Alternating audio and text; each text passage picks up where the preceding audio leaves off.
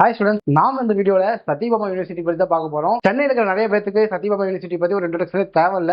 But other ஸ்டேட்ல other டிஸ்ட்ரிக்ட்ல இருக்கிறவங்களுக்கு சத்யபாமா யூனிவர்சிட்டி பத்தி அந்த அளவுக்கு தெரியாது. இந்த வீடியோல நம்ம இந்த காலேஜோட ரேங்கிங் என்ன, இந்த காலேஜ்ல நம்ம எப்படி ஜாயின் பண்ணலாம், அப்படி ஜாயின் பண்ணதுக்கு அப்புறம் இந்த காலேஜ் பிளேஸ்மெண்ட்ஸ் எப்படி இருக்கு, கோச்சிங் எப்படி இருக்கு, இந்த காலேஜ் சூஸ் பண்றது மூலம் நம்மளோட ஃபியூச்சர் எப்படி இருக்க போகுது அப்படின்றத பத்தி ஃபுல் டீடைலா இந்த வீடியோல பார்க்கலாம். அதுக்கு முன்னாடி நம்ம சேனல்ல பாத்தீங்கன்னா தமிழ்நாட்டில் இருக்கிற டாப் காலேஜஸ் பத்தின ரிவ்யூஸை ரெகுலரா அப்டேட் பண்ணிட்டு இருக்கோம். கண்டிப்பா செக் பண்ணி பாருங்க.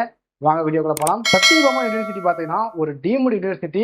டீம்டு யூனிவர்சிட்டினாவே நம்மளுக்கு எல்லாருமே தெரியும். அது என்னன்னா அவங்களோட சிலபஸை அவங்களே வந்து ப்ரிப்பேர் பண்ணுவாங்க. ஸோ அப்படிங்கிறப்ப ஒரு டெக்னாலஜியில் எந்த ஒரு அப்டேட் இருந்தாலும் சரி, ஃபியூச்சரில் ஏதாவது ஒரு அப்டேட் வந்தாலுமே சரி, அதை பார்த்தீங்கன்னா ஃபுல் டீடைல்ஸ் உங்கள் சிலபஸில் ஆட் பண்ணிடுவாங்க. அப்படிங்கிறப்ப நீங்கள் படிக்கும் போதே அப் டு டேட் நாலேஜில் இருப்பீங்க.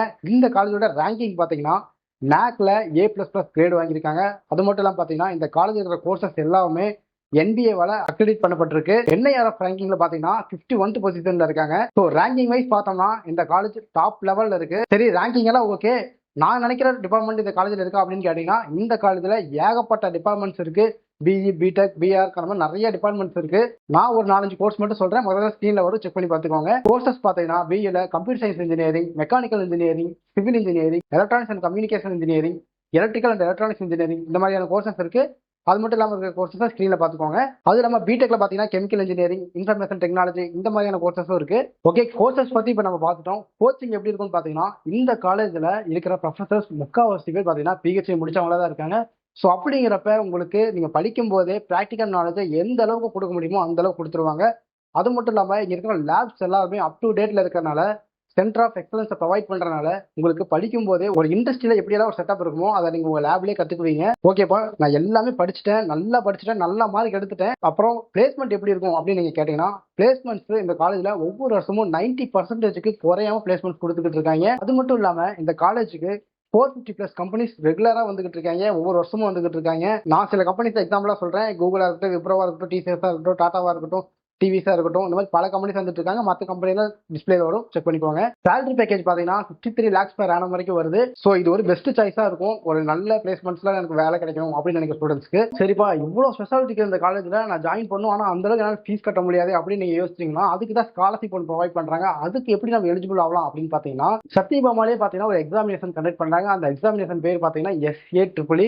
இந்த எக்ஸாமினேஷன்ஸ்ல நீங்க ஒரு நல்ல மார்க் ஸ்கோர் பண்றது மூலியமா உங்களுக்கு ஸ்காலர்ஷிப்ங்கிறது காலேஜ் மூலியமாவே கொடுக்குறாங்க. இந்த எக்ஸாமினேஷன் பாத்தீங்கன்னா ஆன்லைன் மூலியமா தான் இருக்க போது. கண்டிப்பா நீங்க ஆன்லைன்லயே அப்ளை பண்ணிக்கலாம். நீங்க கண்டிப்பா இந்த காலேஜ்ல அட்மிஷன் போடுங்க. அட்மிஷன் போடுற மாதிரி இருந்தா இந்த எக்ஸாம் கண்டிப்பா எழுதுங்க. அது மூலியமா உங்களுக்கு ஃபீஸ் ரெடியூஸ் ஆகிறதுக்கு நிறையவே வாய்ப்பு இருக்கு. சரி, இவ்வளவு லென்த்தா பேசியாச்சு. இப்ப ஷார்ட்டா இந்த காலேஜோட ஓவர்வியூ என்ன அப்படின்ட்டு பார்க்கலாம். இந்த காலேஜோட ரேங்கிங்ல டாப் லெவல்ல இருக்கு. ஸோ ஓகே, அடுத்ததா பாத்தீங்கன்னா இந்த காலேஜ் இருக்கிற ஃபெசிலிட்டிஸ் அதுவுமே ஓகேவா இருக்கு. அது மட்டும் இல்லாம இந்த காலேஜோட கோச்சிங் அதுவுமே சூப்பரா இருக்கு. அடுத்ததா மெயின் பாயிண்டா பாத்தீங்கன்னா பிளேஸ்மெண்ட்ஸும் எக்ஸ்ட்ராடினரியா இருக்கு. அது மட்டும் இல்லாம காலேஜ் சார்பாகவே எக்ஸாமினேஷன் கனெக்ட் பண்ணி உங்களுக்கு ஸ்காலர்ஷிப்பும் ப்ரொவைட் பண்றாங்க. அந்த பாயிண்ட்டுக்கு ஒரு டிக் பண்ணலாம்.